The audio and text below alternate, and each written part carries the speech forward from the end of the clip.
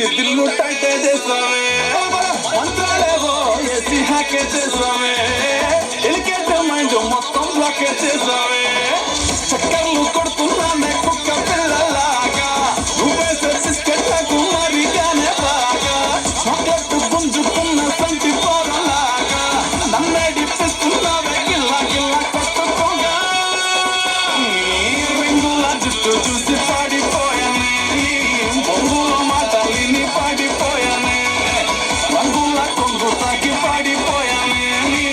గాలి సోకితేనే చచ్చిపోయానే